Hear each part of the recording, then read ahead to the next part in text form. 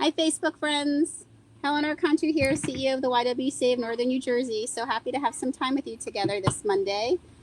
We are so grateful for YWTV as an opportunity to stay connected and stay social during this time. And as you know, we always bring you conversations to educate you, inspire you, and hopefully motivate you to take some action. And today, that's exactly what this episode is about. I'm so grateful to have these two, wonderful individuals with me to talk about this very important topic.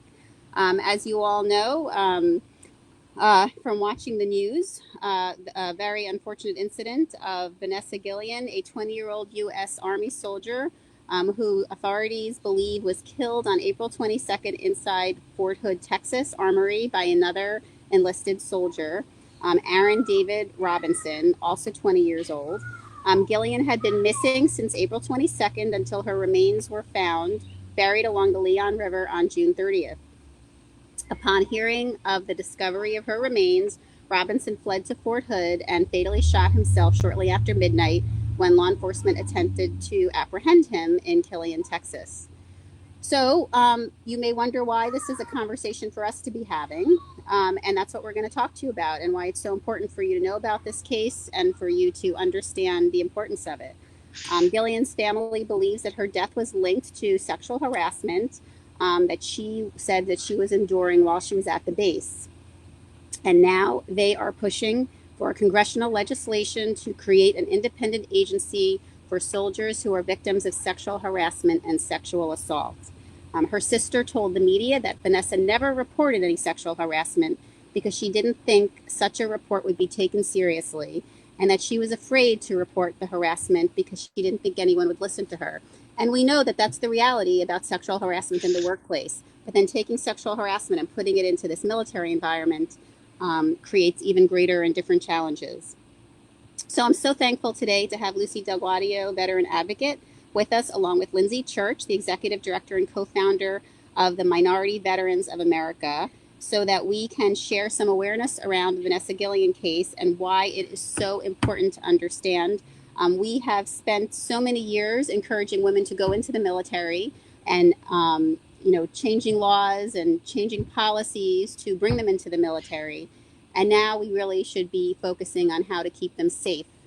We have women enlisting every day, and we have many women that are there right now. And so let's talk a little bit about the details around this case. And we'll start with Lucy, who is a veteran of the U.S. Army and served in the 39th Finance Support Unit in Hanau, Germany, and supported the 5th Corps, Frankfurt, Germany, during Operation Desert Shield, Desert Storm. She's a strong advocate for veterans of the state of New Jersey, and she serves as co-chair for the New Jersey SOS Veteran Stakeholders Women's Subcommittee. This subcommittee was instrumental in establishing for New Jersey on June 12th, Women Veteran Appreciation Day. And Lucy is a good friend of the YWCA. We do a lot of work for female veterans, and she works alongside of our in-house expert, Dana Carter. And so we're so happy to have you with us here today, Lucy, to talk a little bit about this case. So, thank you, Helen. Thank you. And thank you for all you do all around the country on behalf of female veterans. So tell us, for those watching who may not understand, what is the significance of this case and why is it so important to all women that are in the military or want to be in the military? Well, right now, with the Vanessa Guillen case, it really opened a lot of eyes to what we've been fighting for years. This is not something new. This is something really deep welled into military history that just keeps on like a broken record, just does not get addressed. So you have kind of two layers about it. Again, the reporting mechanism when it comes to sexual harassment, sexual assault, there's no avenue that a woman could feel safe. It's kind of, again, and with my own experience, I reported it to my chain of command, swept under the rug, and that was it. And, it was basically part of the culture that was cultivated in that time frame. But for now, it's just like, how are we going to tell women? in young women, that demographic of 17 to 24, that seems to be the age that they join. How are we going to tell them to join the military if we don't have the proper place to keep them safe? We don't have the proper mechanisms to say, hey, if this happens to you, this is how you report it. It just doesn't, it seems hypocritical right now for me to tell anybody that, hey, join the military and you're possibly going to get sexually harassed, but you don't have some place to report it. And that's what we're really fighting for. There's a really deep group of women that are working tirelessly for the last 5-6 weeks. I can't tell you the momentum that we have picked up, and just, calling for that congressional hearing. Right. And so, you've been on our show before, and, we've obviously done a lot of programs together and talked a lot about, women's rights in the military and women's services, even after you are out of the military and getting support. So, this is not a new territory for women in the military needing to fight for, equality, needing to fight for services. No, Is that correct? I mean, totally. It's not, again, it's like, again, the broken record. We keep on telling them, these are where you guys are not, where the military is not doing their best when it comes to the it's not just the women population, just, it's a populace of so many demographics, especially the minority veteran population seems to be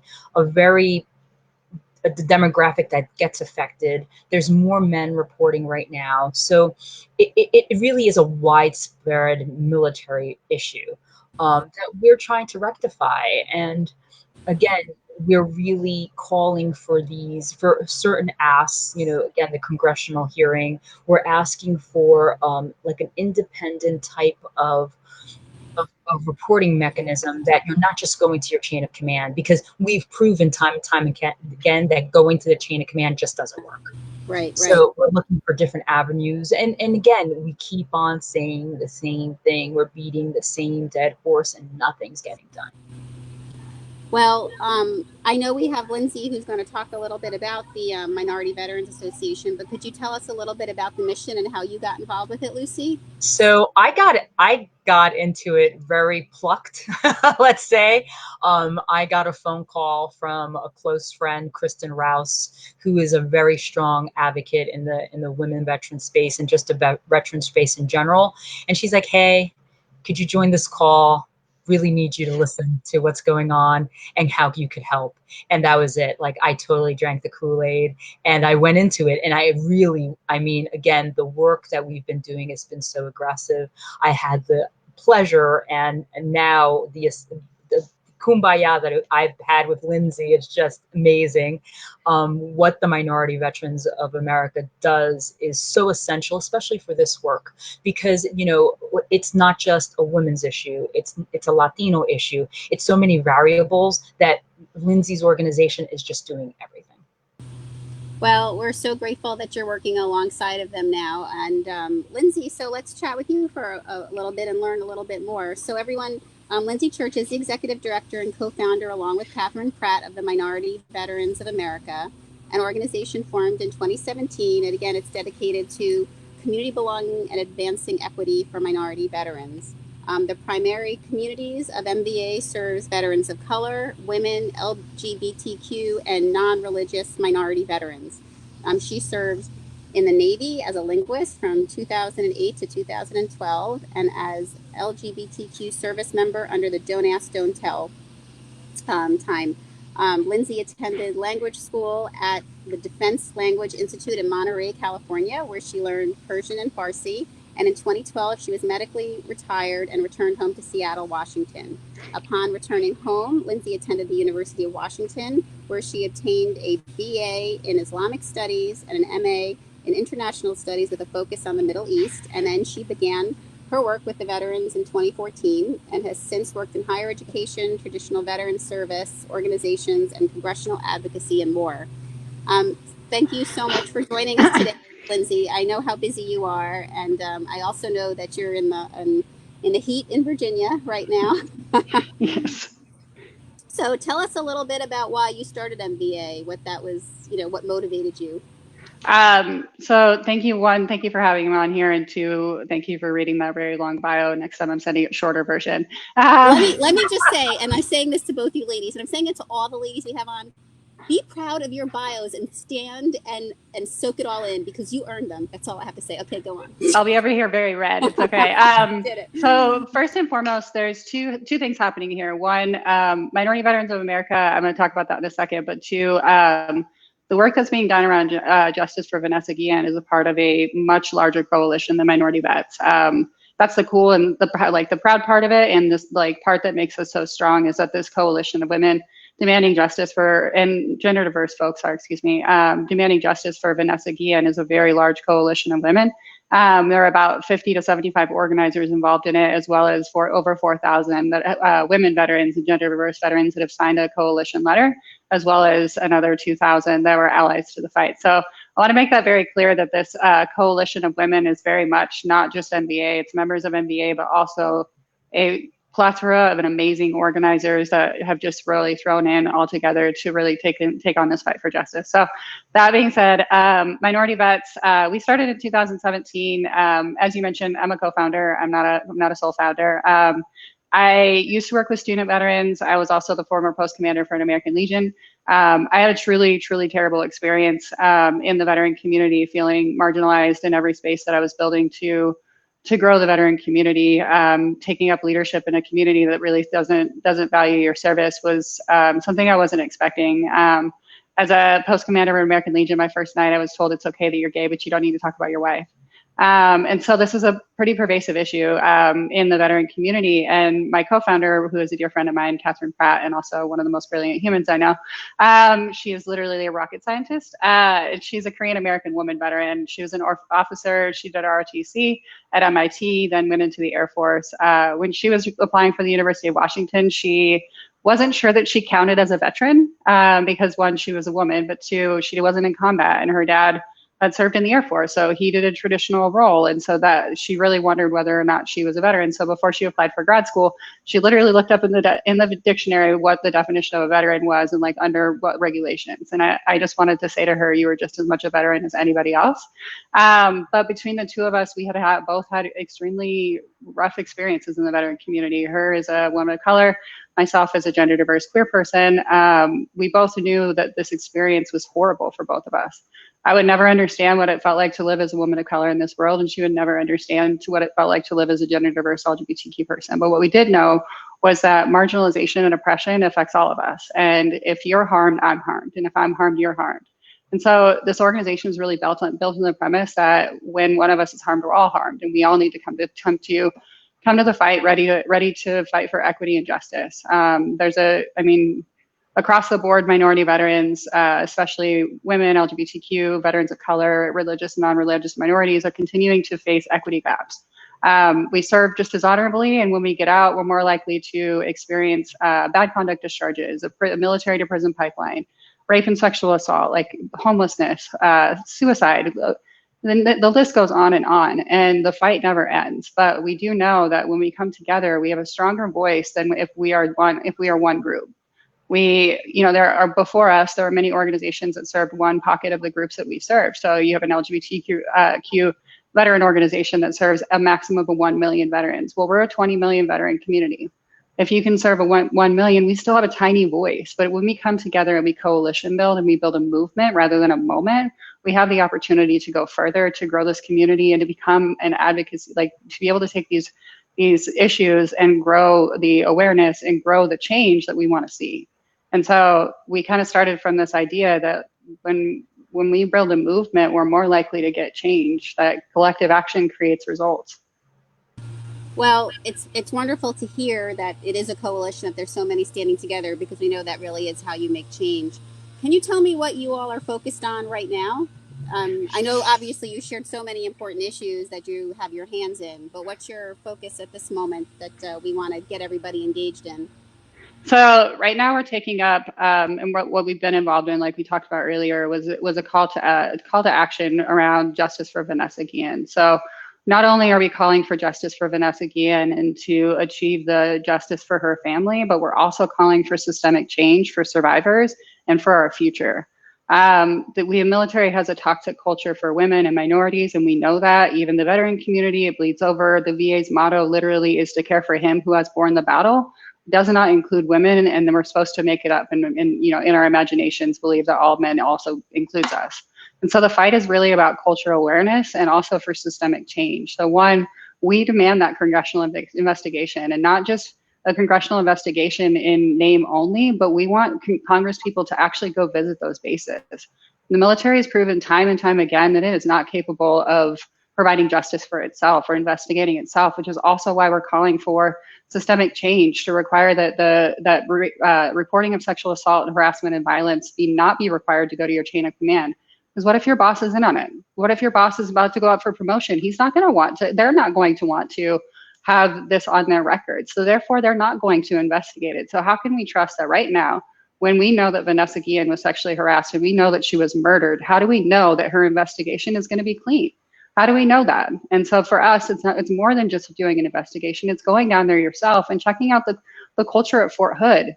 I mean, earlier this year, Fort Hood was also had a prostitution ring sting. We're not talking about a new issue here. We're talking about a long-standing issue. And so we demand that congressional investigation, and we want our Congress people to get involved. But we're also trying to fight for that systemic change. So we're looking at how can we make sure that reporting changes? How can we make sure that there's an avenue that people feel safe to report? Because Vanessa should have had an opportunity to report. It's on all of us that we haven't created that line for her yet, and that death is on us. So we demand that changes. We also demand that when in the definition of military sexual trauma, that includes digital harassment. So harassment on the internet is just as much harassment as anything else, and that needs to be included and explicitly included so that survivors, when they get out of the military, can claim benefits. We also are looking at creating a military sex offender registry. This doesn't exist, and it's 2020.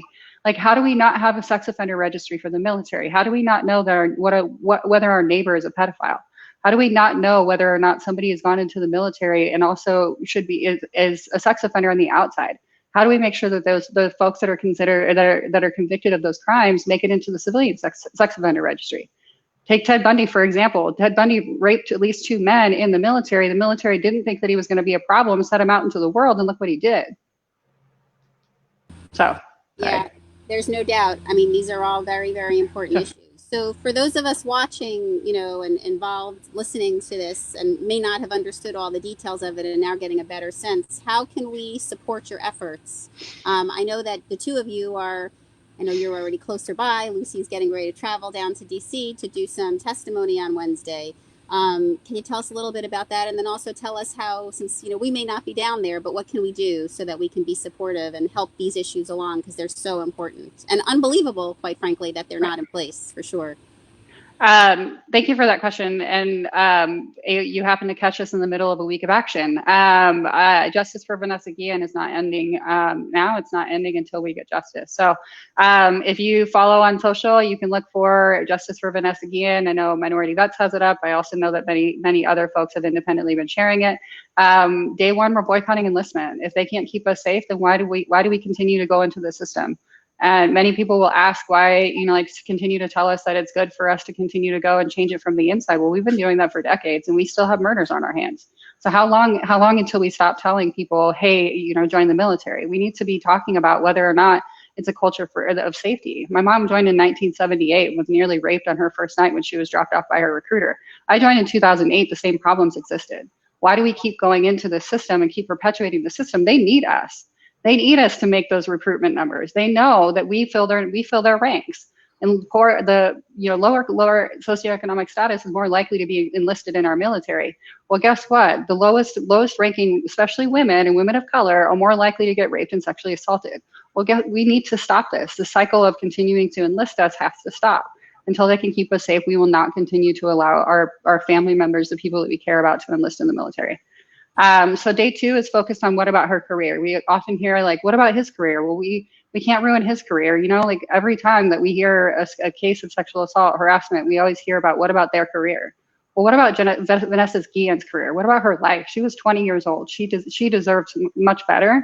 What about her career? Her career is over. How many more people and how many folks in this movement have stories about how their career was completely damaged when they came out to share their story? So you can join us tomorrow. Day 3 is actually Call to Your Politicians. And as you mentioned, Lucy and Melissa Bryant will also be testifying on Wednesday as the House Armed Services Committee holds a hearing on sexual assault and harassment and the epidemic, as well as to talk about Fort Hood and as a particular installation of problem. You can tune in live to that. The House Armed Services Committee will have a live link on their page with YouTube, as well as you can watch it on Facebook Live. And you can watch Lucy and Melissa kill it because I'm super excited. And yeah, so there's that. And then day 4 is our big day, working on shutdown Fort Hood. As I mentioned before, Fort Hood has a long-standing problem with violence and sexual assault and harassment, and quite frankly shouldn't be in business if they cannot continue to keep our people safe. Like, people should not be dying stateside. Fort Hood needs to be investigated. Fort Hood needs to be shut down if it cannot keep its people safe. Well, you've given us a lot that we can be involved with. And just for those of you watching, as you're already noticing, we have started to add some of the links to minority vets and any other links that are that pertain to what Lindsay shared. We will start to add and even later here so that you can get connected. I do encourage you to follow Minority Veterans of America on all of their social media sites so that you can stay connected to the work that they're doing.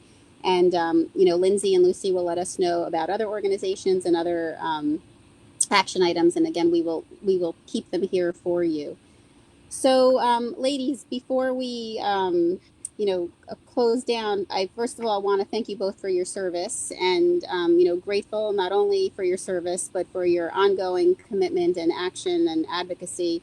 We know that it's important to have a voice for the voiceless, and obviously Vanessa has no voice any longer, and it's important to keep this conversation going so that we can make change, that no one else is in this situation. But I always like to end these conversations with a little bit of inspiration for the community that we're speaking to. Thinking about young women that are getting ready to enter the military, or women that are already there and are living with these realities, what are some words that you have for them to be able to, get them through as you're doing your work and, hopefully creating a better place for them? Lucy? For me, it's speak up, document, speak up, speak up, speak up. Don't fear, someone's going to listen to you. Have a voice. Don't keep yourself invisible, because that's what many of us have done throughout the years. And again, it took me so long to say what happened to me and to have a voice and to be on this platform. And that's all I really say, document, tell as many people as you can, and don't give up. It's so disgusting that we have to prove that what happened to us was bad.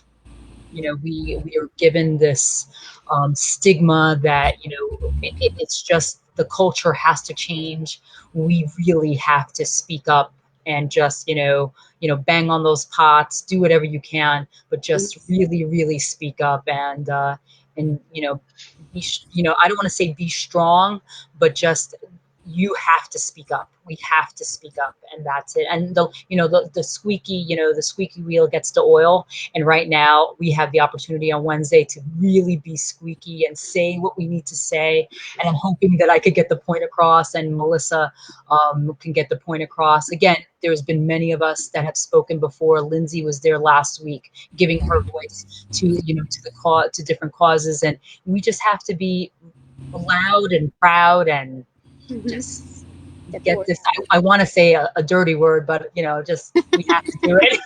So we don't have bleeping capabilities on YWCA. We're not that high tech. There you go. I said it all. Bleep, bleep, bleep. There you go. So Lindsay. The fact that I haven't sworn yet is such a good thing. The one thing that I would tell folks is you're not alone, and that we're never done fighting. I served under Don't Ask, Don't Tell as an LGBTQ person, and I know the days I felt like I was never going to go away. I felt like one person in this cog in this machine that was continuing to get harmed every single day, and I felt like it was never going to end, and that this institutional weight was sitting on me every day. And I didn't know when that was happening that there were people out there fighting Don't Ask, Don't Tell, that like veterans out there knew that this was wrong and that they were standing up and they knew like what to do and how to do it. And that they eventually, the folks that, I mean, I saw the end of Don't Ask, Don't Tell for 3 months and I didn't do any of that. And I know that there were people out there fighting for me and for my rights when I didn't have any. And now I need survivors to know, I need people that are serving to know that we're never done fighting. We will keep fighting no matter how long it takes, no matter how many hours, no matter how many, hard conversations, tears, it doesn't matter. We will continue to fight. So you know that you're never alone and know that you always have a community to come home to. Well, and also for those of you that are, here based in Bergen County, New Jersey, know that YWCA Healing Space has Dana Carter as she's our liaison that does women's veteran services, and she's, trained part of our sexual violence resource center team. And please feel free to call our hotline at 201-487-2227, 24 hours a day, 7 days a week. We will get someone connected to support you. And we will also connect you to someone in your community and also someone in your military community as well, if that makes you, feel the most comfortable, whatever you need. We stand with you, ladies. We stand with all the survivors in our community. We stand with Vanessa's family. And, we are the YWCA, and I know our national organization as well, and our national CEO, Alejandra. Yes. I speak on behalf of both of us. I definitely have to say Alejandra and the YWCA National has been one of our biggest supporters. And don't fear that if you're not a veteran or you're not a service member or you're not connected to the veteran population, that you're not giving us support. The minute you post something about Vanessa Guillen, the minute you post about the injustices that women veterans are facing, please educate yourself, educate others, give us a voice, because we appreciate every single ally that's out there fighting for us and championing for us. So please, if you could do it, do it. Share the story, share the content, share what we're fighting for. That's what we need. We need it to be visible. We need it to continually take place, see it, hear it, read about it, educate yourself, know what we're fighting for. And we really appreciate everybody's help and everybody's love for us. And for those of you watching, if there's someone in your life that you wish had heard this conversation today, or if you want to take Lucy's words to heart and be part of creating a more educated community around us on this issue, it's very easy. This broadcast will be living on our Facebook page. You can also share it to yours or share it with someone specifically that you think should see it. That's a wonderful way to also provide support. The more people who know, the more people can get help, and the more people can help. You really never know who's impacted by these issues. Sometimes, as they've shared, people suffer silently, and so it's very important to just create a conversation around them so that people know that they are not alone, and that there is a base for them to go to be able to hopefully heal and deal with what's happened here. So ladies, Lucy, we're cheering you on for Wednesday, and we wish you well with your testimony. We agree with Lindsay that you're going to rock it out of the park, no doubt.